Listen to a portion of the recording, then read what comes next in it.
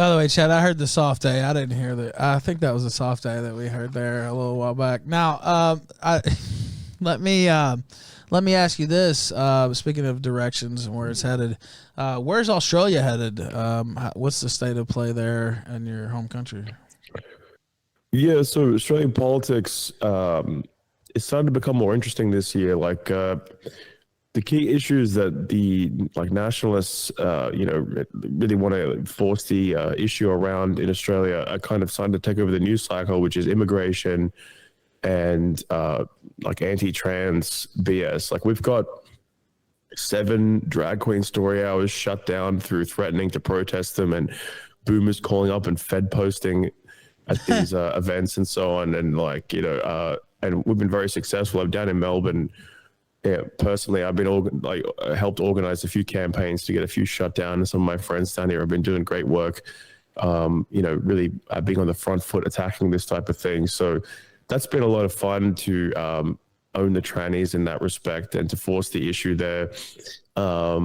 Immigration as well is becoming a kind of hot topic because we've got record immigration pouring into the country. During COVID, when we were having the lockdowns and so on, we shut the borders for about 2 years. There was no immigration for 2 years. And then last year they opened the borders up again, and they had an election, and both major parties, they both pledged to bring immigration back at a level lower than it was prior to the pandemic. And that was because they knew that was popular. I mean, the reality is that you look at the polling data and pretty much everyone in Australia doesn't want high immigration, because it's not even just about the racial aspect, although that's important. And people don't want to see all their towns filling up with Indians and so on. But it's also, an economic aspect. Immigration is suppressing wages. It's causing a housing crisis now in Australia where, rents are through the roof. There's a cost of living crisis. Because it's just a fact of there's only a certain amount of houses and you can only build them so quickly, and you just keep pouring immigrants in. Where are they all going to live? It just drives up. So it's so competitive now in Sydney and Melbourne now, 2 major cities, to find a rental property. And as I said, rents have been up. I think the stats are 25 to 30% over the last 8 months or something. That's really killing people. Plus also, interest rates are getting jacked up because of all the kind of post-COVID inflation. And so, people's mortgages are getting jacked up. People are getting screwed left, right, and center. And they're just throwing just infinite brown people at the problem. So basically the Australian, cap was about 200, at the maximum in history was around 180,000, 200,000 immigrants coming into the country per year. And that was already too high in most people's estimation. They wanted it much lower. Now they've brought in 400,000 in the last year, which Australia's a population of about 25 million people. So 400,000 people is a lot to bring in a year. And they're talking about bringing in basically that much again in the following year. And we're talking about, just Indian Uber drivers and Chinese people and stuff, just dumping them in the country. And, that's really becoming a massive issue around which politics is really starting to kind of circulate. And we're trying to drive discourse in that respect with our activism, our media and so on. And another thing that's really big that's happening in Australia is at the end of the year, they want to do a referendum on the so-called Aboriginal, or they call it the Indigenous voice to Parliament, where they're saying they want to create this advisory body for Aboriginals that can advise all parts of government, not just the Parliament, but all the executive branches of government directly. When they say it's just an advisory body, there's nothing to worry about, and it won't be able to have any binding powers. But the question is, well, why do they want to put it into the Constitution then if it's just an advisory body? You can create an advisory body. There's all kinds of advisory bodies which exist. None of them are in the Constitution. And, looking into this deeper, they could play some funny business where if this goes into the Constitution, the Australian equivalent of the Supreme Court, the High Court here, could interpret that, basically certain branches of government need to listen to the so-called Indigenous voice. And if they're not listening, then they aren't really capable to engage in this advisory role, to make representations, as they call it, in the specific wording. So we're fighting this hard. When they first proposed it, it was looking like we're not going to win this referendum. But now, every time they do a poll, the yes vote goes down and the no vote goes up. So I'm feeling more confident that we could put the referendum down, which would be hilarious because there'll be Abo tears, lefty tears. And what's interesting about the Aboriginal voice as well is that the leading architect is also Australia's leading Zionist lobbyist. So you got this Jew who hates Palestinians and, total Palestinian death, Zionism, just, Greater Israel Project, everything like Ben Israel does Shapiro. is perfect and fine. But then in Australia, the poor Aboriginals. It's like the Jews can do settler colonialism, but we can't. It's so egregious. And you get that in Australia, this kind of Jewish Aboriginal alliance against the white man. It's like a common theme in Australian politics over many decades. But so this whole like Zog Jr., as I call the Australian government sometimes, this whole JQ kind of angle to it. But these are really the big issues in Australia at the moment. Is these three, in addition to Aboriginal crime in some communities, is just so bad, and it's kind of relevant to the whole voice discourse, because people in other countries don't really realize what we're dealing with when it comes to the Abos. Like Abos, their average IQ is it's been recorded in the low 60s. Low to mid 60s. So like if someone has an IQ below 70, they're mentally retarded, like medically. So we're talking about So you're saying the average Abo is mentally retarded, basically? It's at that correct. level. They are. Like I posted on Telegram and Twitter last night my time. There's this basically news report from this town, which is 75% Aboriginal, talking about how 90% of the children there have STDs. The children. So they were either born children. from somebody who had an STD, or they're like fucking and catching. No, they're fucking the kids. They always have. They fuck their own kids, and so basically we have their race is what it is because of just like they're basically like Dravidians from like southern India or Sri Lanka, who made their way here tens of thousands of years ago, and then just inbred for all that time, and just downbred, inbred. Because they have no problem with fucking their own kids. So it's only kind of natural that type of thing starts happening. And when we got here, like we've got reports from like the Christian missionaries that go out to the Aboriginal communities.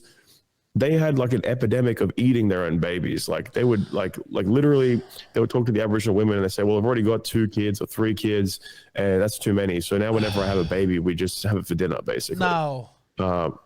Like you don't understand how like backwards these people are, and like their crime rate is just insane. And they're a protected class because the poor Abos, we got to respect them because we stole the country off them. But they're just Thank God you did. Uncivilized, savage people on earth. And the other egregious aspect to it as well is that you get these like white people that either they claim to have 10% Aboriginal ancestry or they do, like blonde hair, blue eyes, but I'm an Aboriginal. And then they kind of are in the cities leading the front because they don't really have any big, like full on pure blood Aboriginal leaders because they're too retarded basically to be political leaders. And so you have these like mixed white Aboriginal types that like use it as like a leverage to advance themselves politically and so on. And that kind of like drives Aboriginal discourse. Like a lot of people who live in the big cities, they don't really encounter Aboriginals. Like I pretty much never encounter them in my day-to-day life because I'm like, an upper middle class white guy. So they just don't exist where I exist.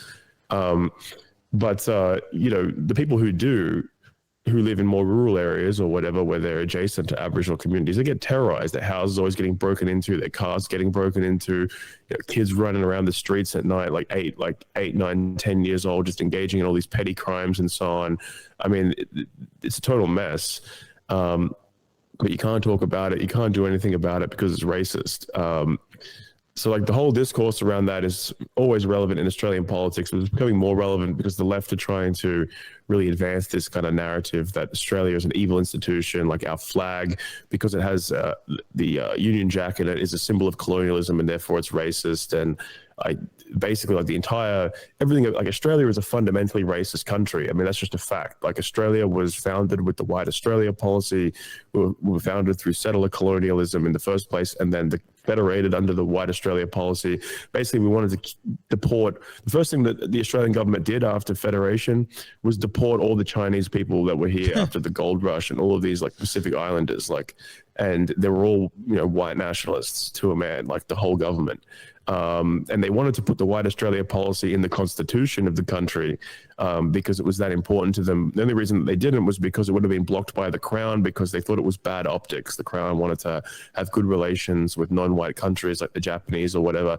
And so they made us kind of do it more quietly and more informally. But like Australia was founded upon white nationalist principles. And so like the left attack the very notion of Australia. Like they attack Australia Day, they attack all of our national symbols and so on as being all these kind of like colonial racist constructs that need to be destroyed.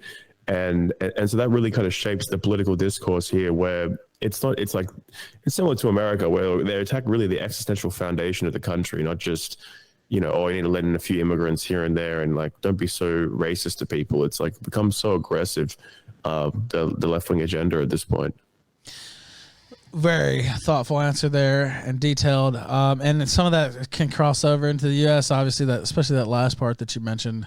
They do the same thing in the United States, right?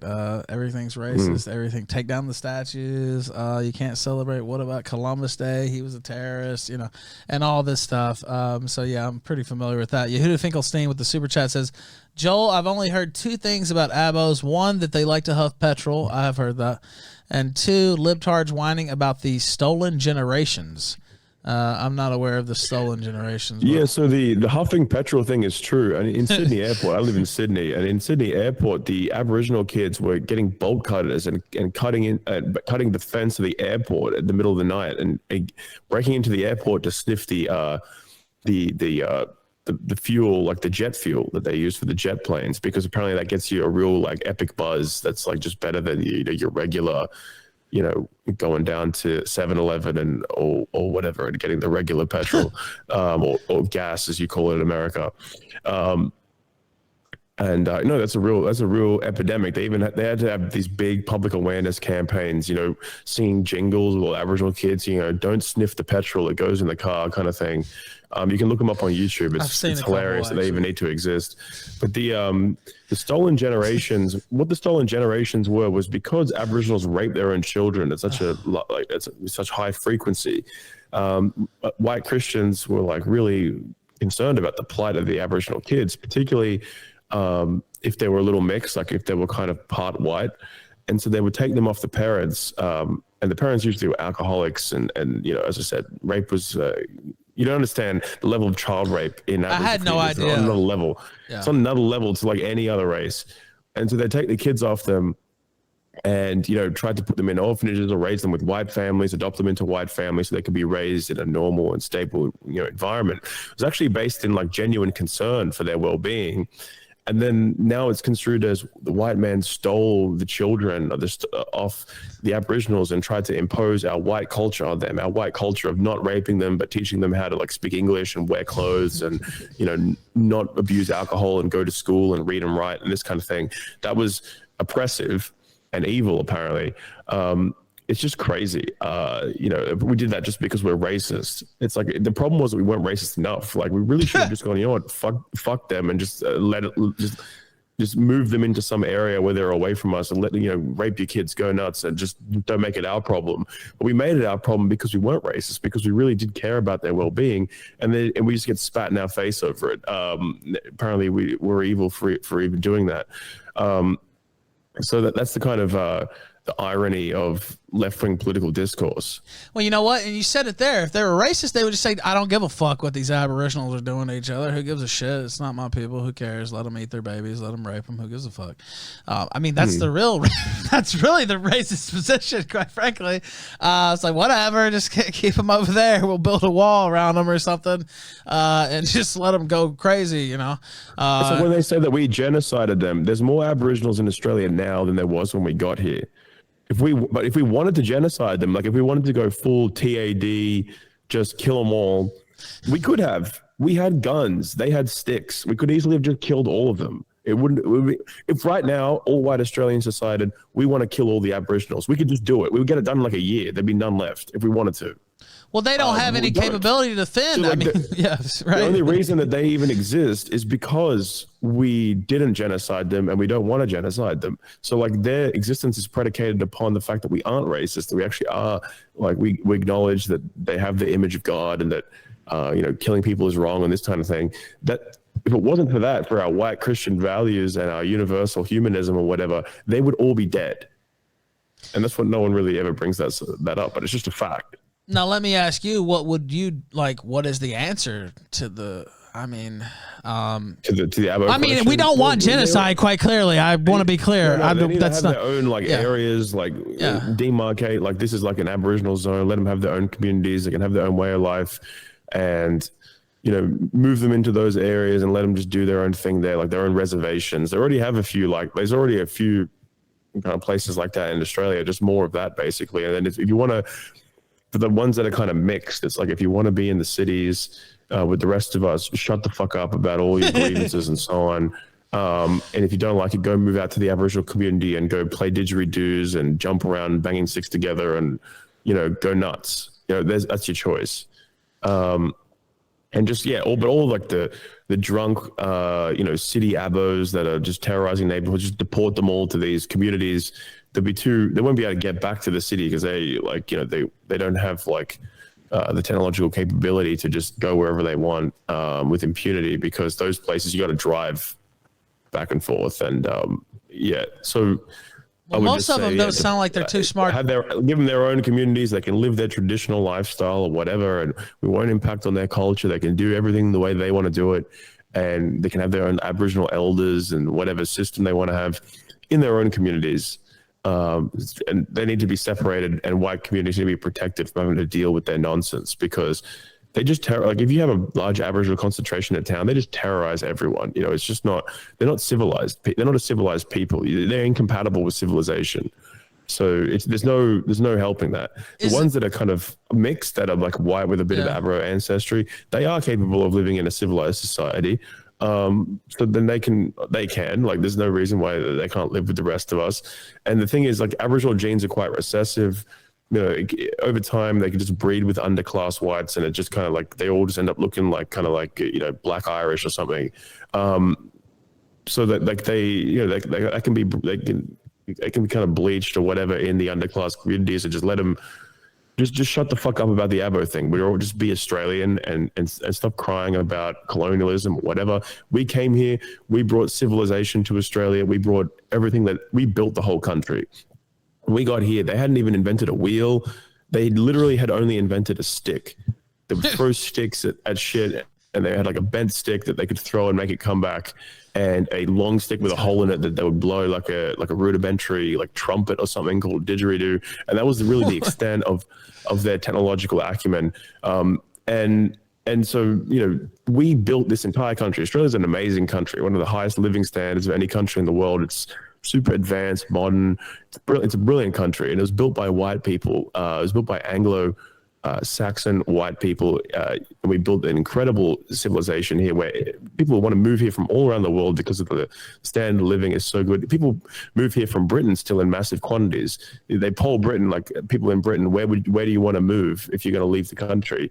And like more than half of them say Australia. Like Australia is kind of like the Anglo man's paradise, like to kind of just get out of the old country, and it's like it's like Britain Junior.